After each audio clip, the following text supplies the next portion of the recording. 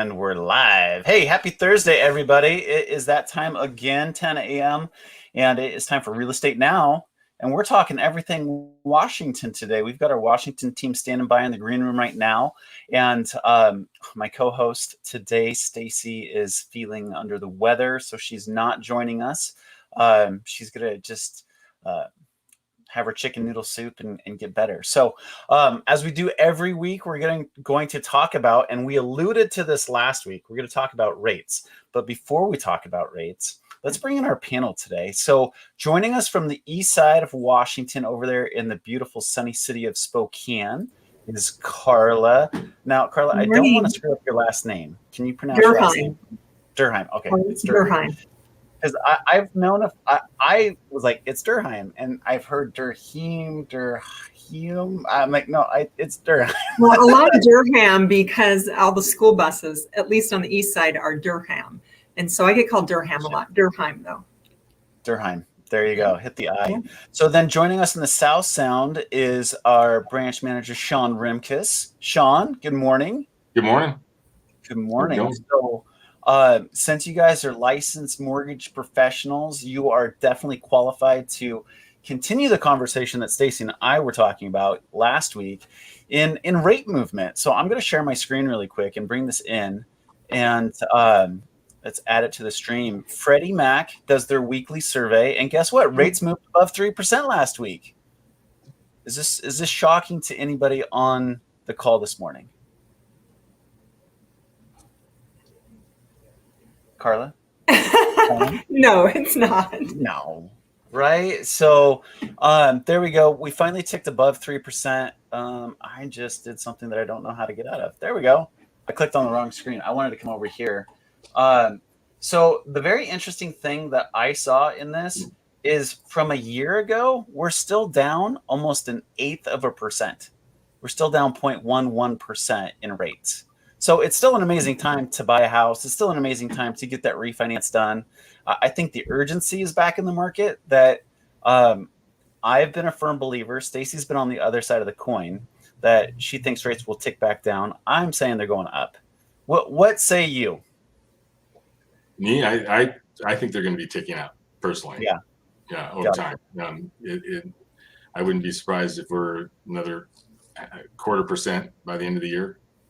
Gotcha. So you think nice mid 3% is where we're going to be finishing the year? I think so. 3.5 maybe. Gotcha. Yeah. Still an amazing rate, right? But it's just not 2.5 that we were selling last year. Right. Carla, are we going up or are we going down? I think we're going up, but I will tell you this last week for at least our Spokane market personally, a lot of clients that were thinking of refinancing, the phone started ringing again, or they were checking in. So it's still great rates.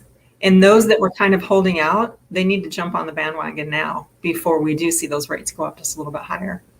Yeah, absolutely. Well, I mean, I think we're in that honeymoon is over kind of euphoria that, rates could continue to go down. They can continue to go down.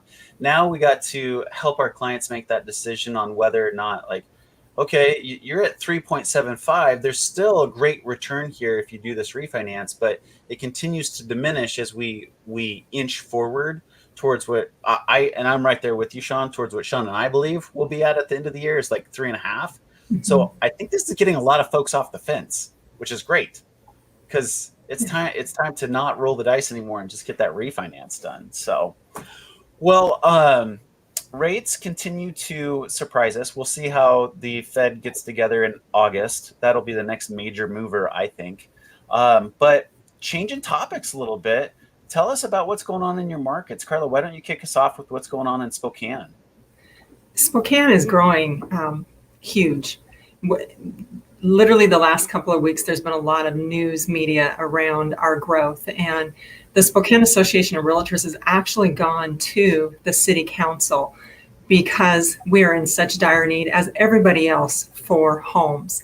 And so areas that normally were classified differently, we're going back and asking the city council to say, hey, can we zone these differently to come up with different types of homes to either be remodeled, built, just to expand. kind of the rule of thumb right now is they're saying, hey, by 2030, there's going to be an additional 50,000 people in the Spokane market, which we don't have those kind of homes right now. So where are those people going to live at? Where are they going to go? Yeah.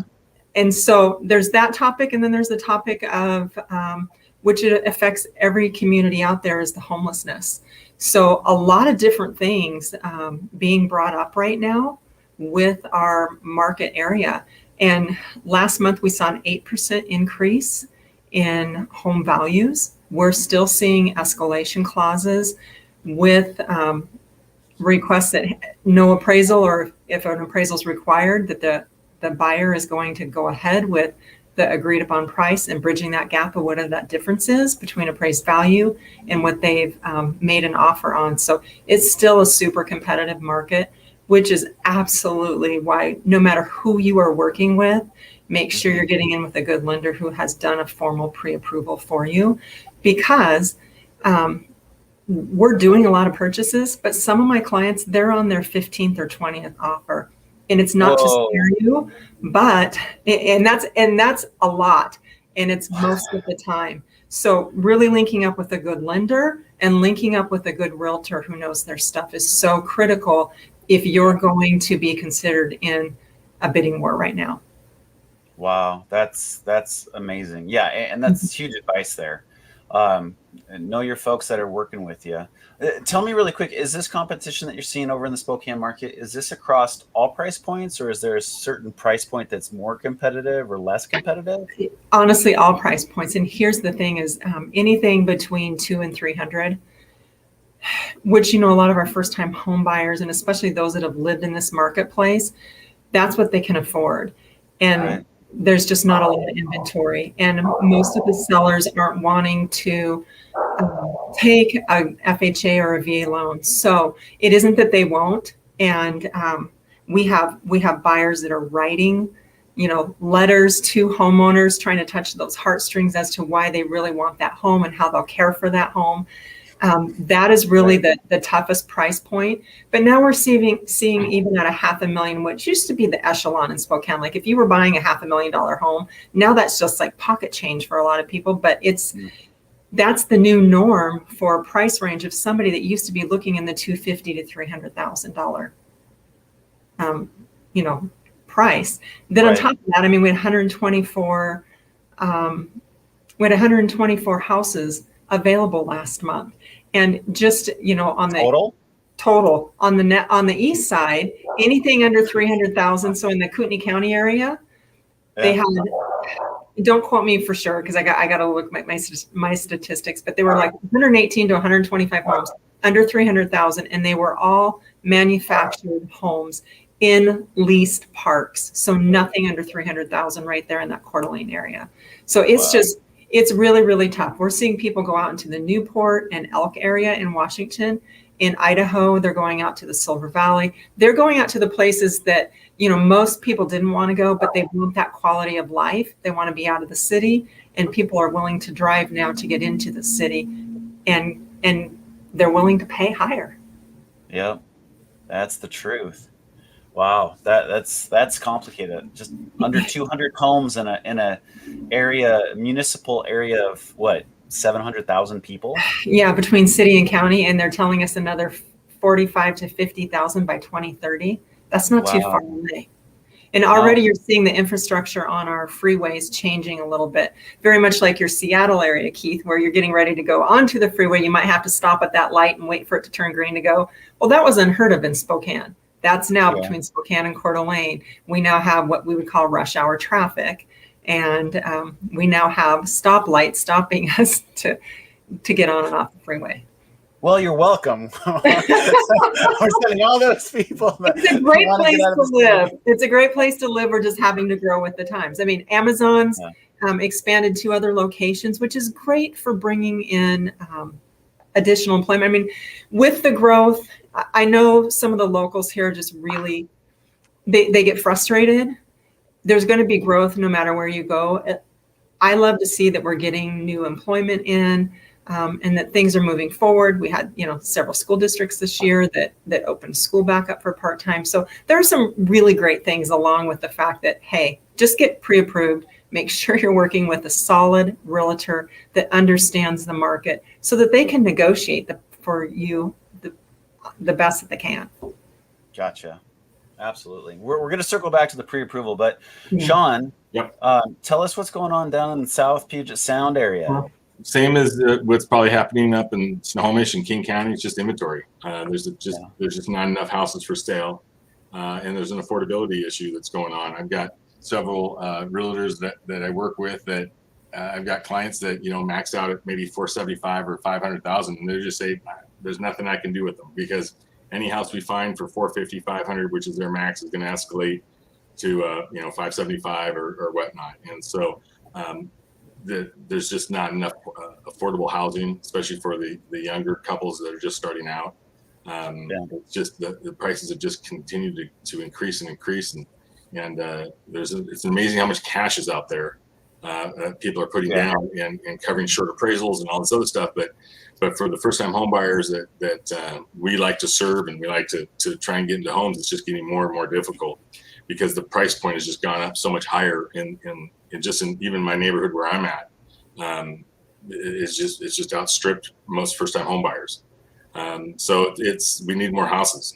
We need more inventory. There's no doubt about it. Interesting, talking about keeping your people active and things like that. I've got a bunch of people that just come back that I pre-approved months ago and check in with them here or there, and then all of a sudden they're live. Hey, I want to make an offer. It's like, okay, we got to update everything. I'm glad you're still looking. I'm shocked that they're still sticking with it because they've been turned down or they've missed on so many houses that they're just getting frustrated as well. But they're still persevering. They're still out there looking. We'll see. There's a lot of TBDs out there. Just waiting to find a house, and the longer they wait, the more the house prices go up, and the farther they fall, they feel like they're falling behind. So it's tough. We need more homes, no doubt about it. That is absolutely true. Let me ask you this question. I've always felt it, and maybe it's either my perceived notion or it truly is a thing, but we've got some amazing weather. Well, maybe a little too hot for some people, but the sun is shining, right? Are we going to see in a healthy market, both in 2018 and 19, we saw the June lull. In my opinion, the real estate agents went on vacation and decided to chill out for a little bit and take a little R&R. I get it. But are you guys seeing some inventory numbers creep up that there's a little bit more availability for those first-time home buyers? I'm not seeing enough of it. You're not seeing enough of it. Not at all. Not at all. But yeah. Okay. Well, then hopefully something will break loose there. I did want to circle back to and talk about some best strategies for our buyers out there that you alluded to it a little bit earlier, Carla, about being fully pre-approved. Let's talk about that. What is fully pre-approved? Because not all pre-approvals are equal. We can all agree on that. Yeah, there's so many different interpretations of a pre-qualification versus a pre-approval. Mm-hmm. And at loanDepot, what we do is we're gathering that information. We run our loans through an automated system, which a lot of mortgage companies do that. They see that they've got automated findings and like, oh, you're approved, but you don't have that live person behind the scenes going back and reviewing everything that we just input to say, yes, this is what they make, or this is the circumstances for something that occurred on credit. So we take it a step further and we actually send it to underwriting to make sure that what we have is cohesive with our investors for an actual approval. So then the next thing they're doing is they're going out and picking out their home, and we're ordering appraisal. If an appraisal is needed, we're seeing a lot more property inspection waivers. But really, the only thing that could go wrong, other than if there's a difference in the purchase price versus appraised value and the client can't meet that, would be if somebody no longer has employment to qualify for one reason or another. I'm finding a lot more agents, and especially those, again, that are seasoned, they're calling. I love that they're actually calling calling me and just saying, hey, is this really approved? And they're wanting me to explain to them what that process is. What does approval mean? Does it just mean you sat down and took a basic information or did it online and pulled credit, said, yep, you're good to go? Or did you really have an underwriter look at this and we now have a formal approval in writing? And it's such a big difference when you're going up against 10 or 20 different offers and you're that seller and you've got cash here, you've got a borrower that needs to do some financing. Who's done their homework ahead of time to be prepared to present themselves with the very best offer? So we take it an extra step further. We make sure that it's fully underwritten file so that they have the best chance when they go out there to have their offer accepted. Absolutely. Sean, what other tactics are you using right now to help your buyers on top of a fully pre-approved underwritten income assets credit? What else are you doing? I call every listing agent every single time right now. I mean, I think you just have to, just to make sure that they stand out. I make myself available in case they don't have any questions. I let the borrowers know, hey, I'm going to be completely transparent with the seller. I'm going to talk about how great you are. I'm going to talk about, this is going to be your dream home, how well qualified you are. And I share a lot with them, if they ask questions. My last one is, why are they moving out of Seattle? It's like, well, they moved from Seattle to Bellevue because they want a different school district for their kids. And we talked about that a lot. And, and they were asking, well, is it contingent? And is it not? It's like, nope, totally not contingent, totally well qualified.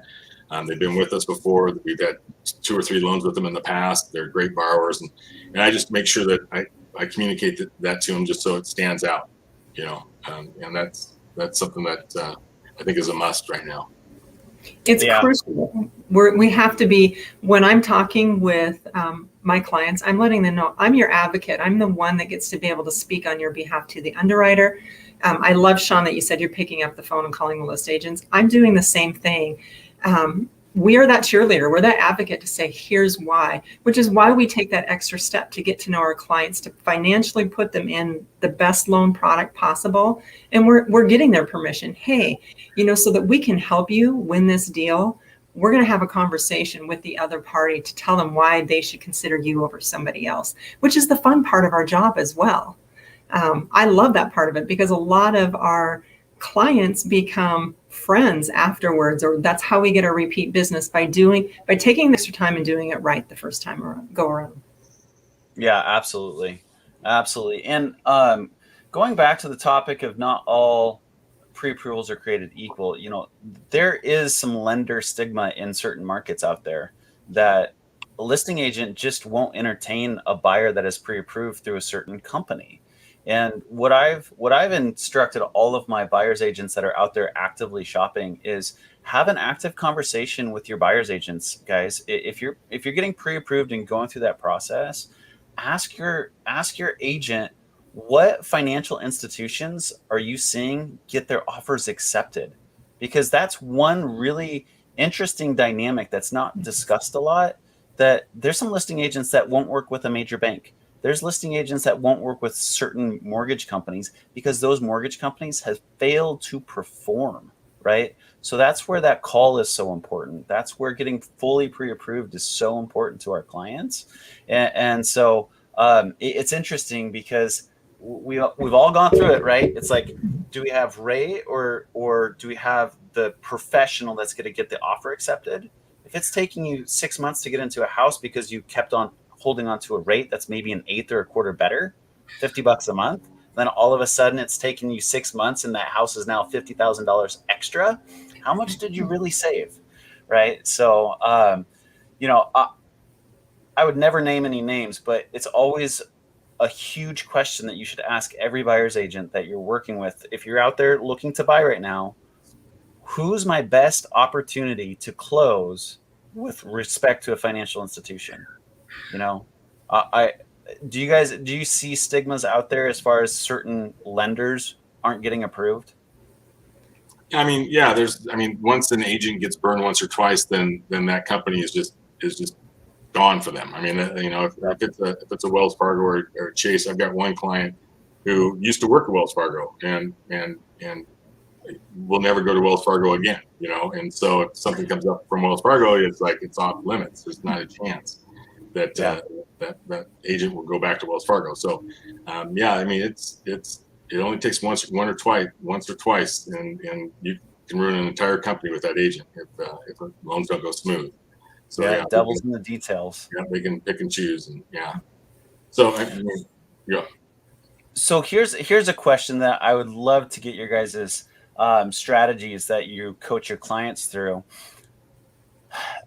The contingencies they're putting in offers, buyers are putting in offers, are definitely game changers, right? So I've had this come up over the last year handful of times. How are you guys advising your clients when they give you that phone call? Hey, I'm looking at waiving my finance contingency. And no, what do you say? Sean, you want to lead that one off? Well, yeah, I just had one that was as nervous as can be about, because it was a tight deal, and they wanted this house, and they waived, they were going to waive everything. And I read fine print. We still had 21 days to make sure that we got all of our financing intact. But the waiving financing, I just make sure that they're rock solid. I mean, we're talking absolutely rock solid. If it's even close, there's no reason to have sleepless nights. At least on my end, it would make me not sleep very well if somebody waived all their financing contingency and there were a 49 DTI, and it just it's a tough deal. But you know what? I mean, agents will put you in that. They'll put you. They want to win, and they'll do that. And luckily, I knock on wood, nothing has come up to bite me yet on that. But it's definitely nerve-wracking. Definitely nerve-wracking. Carla? I hear that, and I think I start to get hives already. Breathe.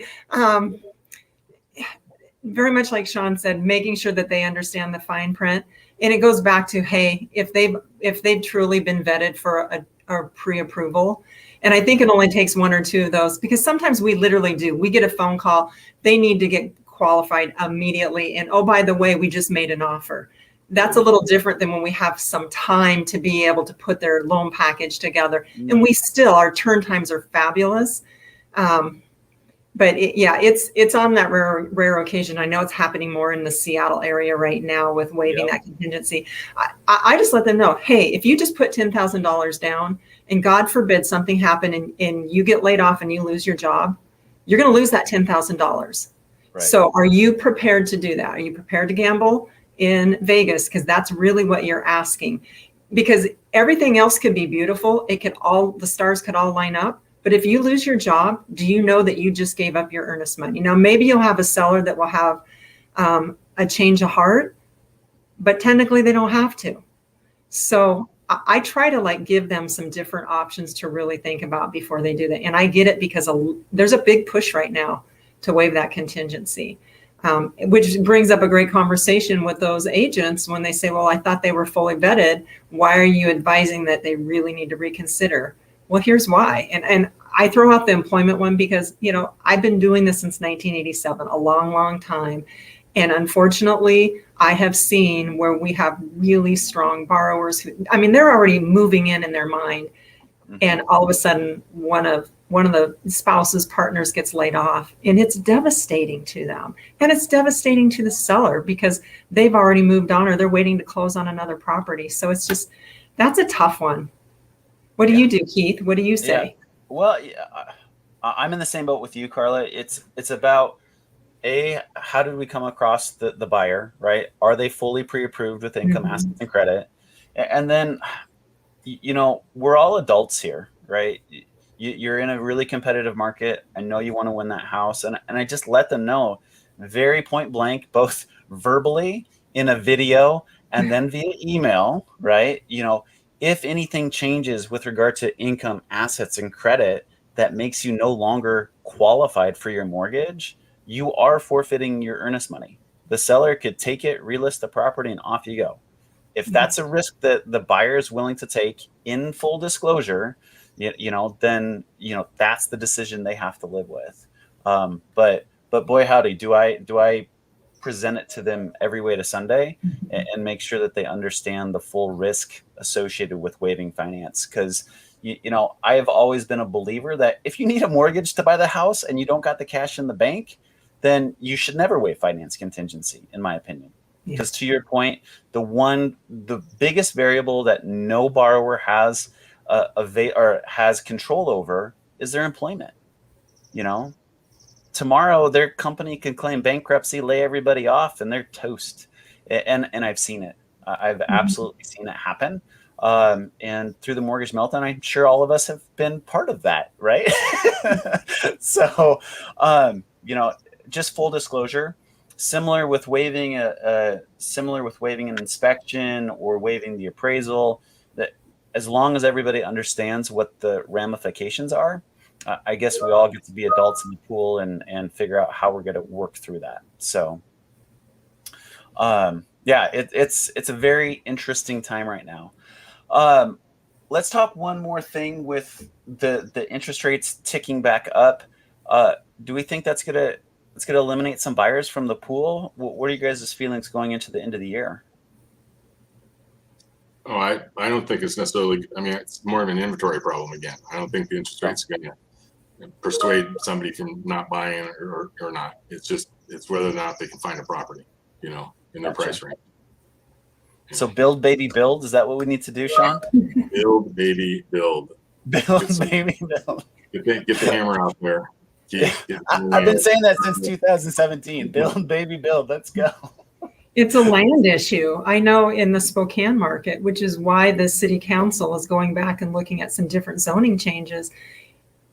Really, in Idaho, we have more land to build on right now than we do in Eastern Washington, the Spokane surrounding areas. And so we're having to think outside of the box and say, how do we continue our growth and make housing affordable? That's the real issue. You opened up a second question to that. So Seattle, it really pushed hard in 2020 to do a lot of upzoning and changing the usage of a handful of single family zonings to put multifamily on there, right? So you can tear down the single family residence, you could put up 6 townhouses or what have you. What are the conversations right now in Spokane? Are they having similar conversations about upzoning, or are they just... We've actually had those conversations, I would say probably since about 2017, when I used to sit in a Coldwell Banker Tomlinson office. That was a conversation of topic back then, and really with the Spokane Association of Realtors in doing some things differently. So I don't think it's a new topic, but I think it's top of mind now because of the urgent matter of needing housing. Yeah, absolutely. Well, we'll continue to monitor the situation, but I think we're still in this path for the foreseeable future. But joining us to say goodbye is Stacy. Hi, Stacy. I'm so glad I actually got dressed. I'm sorry I dropped off, but yes, I've been battling a cold this week. So appreciate you guys. You guys are the best. Thank you. I would do that. Appreciate you. True, you would have known. You would have seen me in the background if I was. Yes, thanks. You look presentable enough, so I threw you on in there. So, right on. Good job, guys. Love you all. Love you. Take care. For joining us, and Stacy, good to see you. So everybody, there you go. It's still great rates. Get fully pre-approved. Make sure you're working with the right lender if you're out there trying to buy a house in today's market, because it will make a huge difference. And finally, join us next week when we invite back Bob Gross, our Inspector General. Well, he's an inspector. We call him Inspector General. He's super funny. He's the best. Hilarious. So, yeah. And he's going to help you guys navigate that pre-offer inspection rigmarole that's going on right now in the great real estate market that we're enduring right now. I say that loosely. If you're a seller, it's a great market. If you're a buyer, it's a hard one. But anyway, well, join us next week at 10 a.m. and we'll see you guys later. Sean, Carla, thank you again. Have a great weekend. Enjoy the heat. You too.